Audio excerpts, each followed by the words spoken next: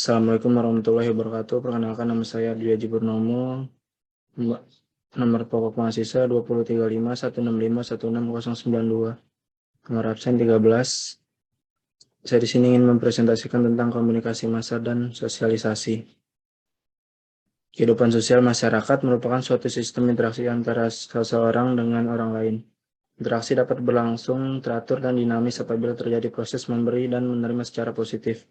Dalam arti hubungan yang saling menguntungkan, lembaga negara merupakan wadah yang mengatur terjadi proses positif tersebut.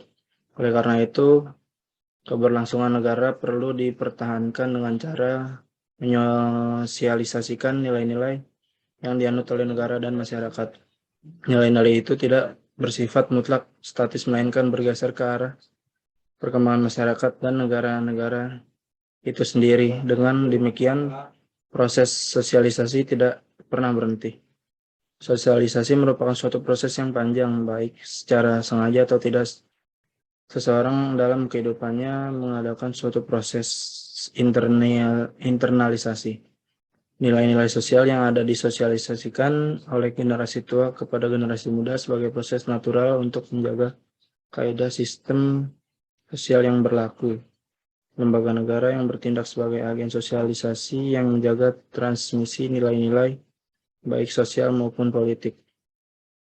Komunikasi massa atau mass communication adalah proses penyampaian pesan informasi gagasan kepada orang banyak melalui media massa, media cetak, elektronik, atau penyiaran, dan media online.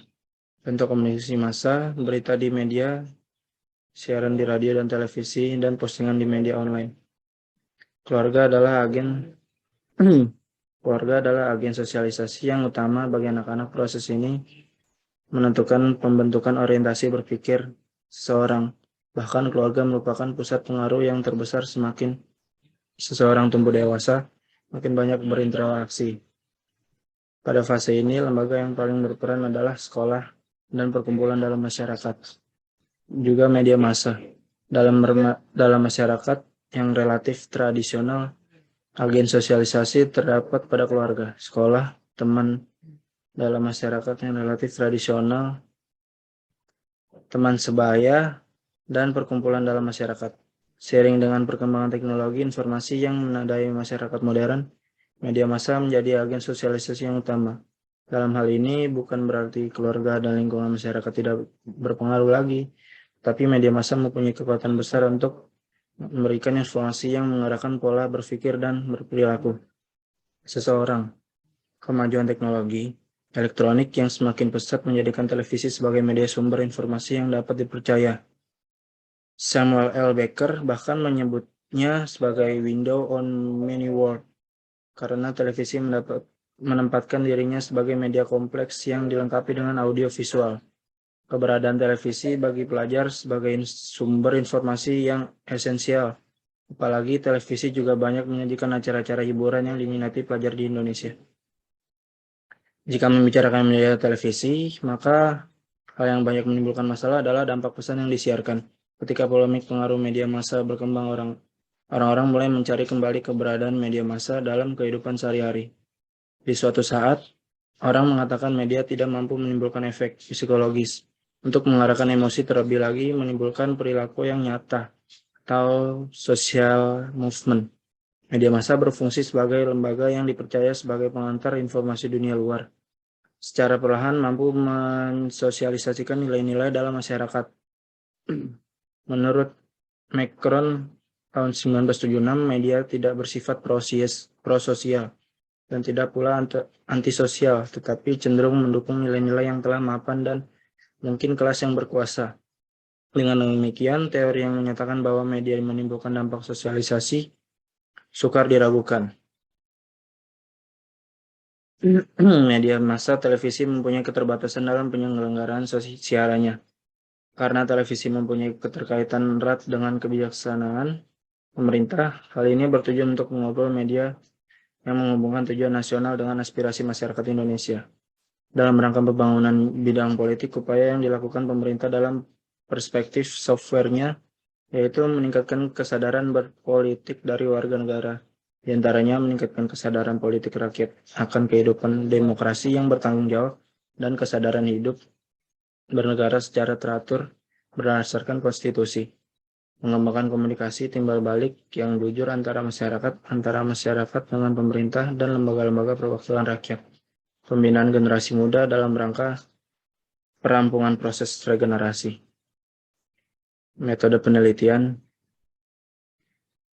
Prosedur penelitian terdiri dari beberapa hal, yaitu subjek penelitian, metodologi, operasionalisasi, variabel, teknik pengumpulan data, dan teknik analisasi. Populasi yang menjadi sasaran penelitian adalah siswa SMU Negeri 1 Kedoya Bandung. Dengan metode pengambilan sampel melalui pure positive sampling karena populasinya relatif homogen dan siswa dianggap homogen didasarkan pada kelas dengan mengambil sampel kelas 2 dan kelas 3 dengan anggapan bahwa kelas 2 dan 3 dianggap telah dewasa dan segera memasuki dunia pendidikan tinggi. Sedangkan siswa kelas 1 masih masa peralihan dari jenjang pendidikan di SMP ke SMU. Metode penelitian yang digunakan dalam penelitian ini adalah metode deskriptif yang ditunjukkan melukiskan secara sistematis fakta untuk karakteristik populasi atau bidang tertentu secara faktual dan cermat. Meratakan jalan untuk membuat rencana penelitian selanjutnya, bahkan sampai ke eksperimental atau Rahmat tahun 1993 ayat 43.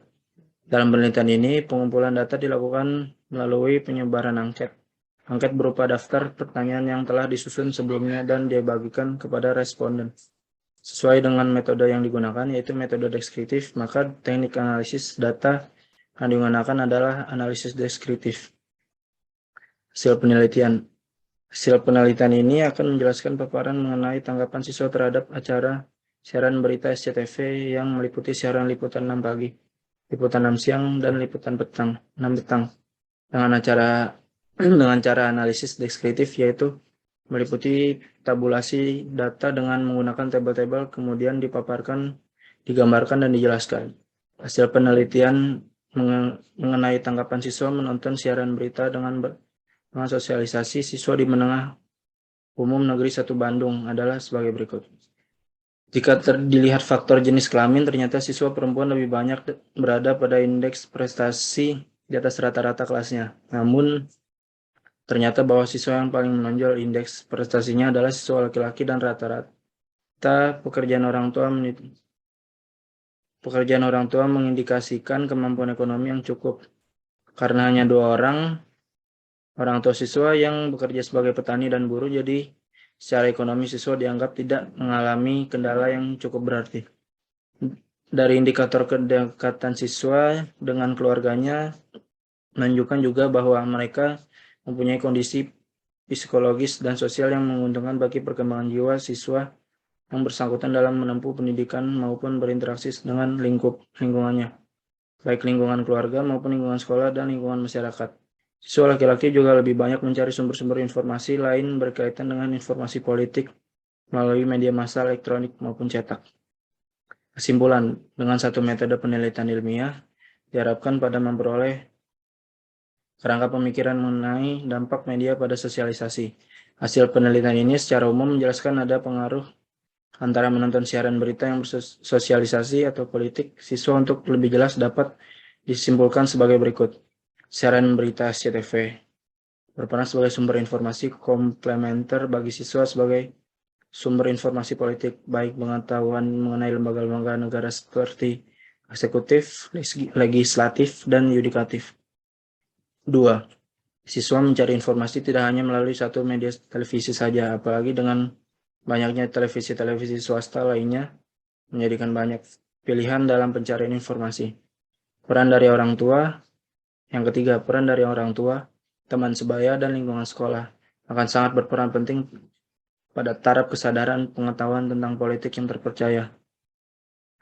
4. Faktor jenis kelamin mempengaruhi tanggapan siswa dalam menonton siaran berita dengan sosialisasi siswa. Pada jenis kelamin laki-laki, tingkat terapan siaran berita lebih tinggi daripada jenis kelamin perempuan. Saran dengan demikian, pengaruh menonton siaran berita dengan sosialisasi politik, siswa dapat dikatakan bersifat melengkapi karena masih banyak faktor lain, variabel lain tersebut mewakili indikator sebagai suatu lembaga agen sosialisasi. Maka jika mengatakan ada pengaruh antara menonton siaran berita dengan sosialisasi politik siswa, tidak dapat mengabaikan begitu saja variabel luar yang mungkin berpengaruh pada hubungan tersebut. Daftar pustaka. Terima kasih. Sekian, terima kasih. Wassalamualaikum warahmatullahi wabarakatuh.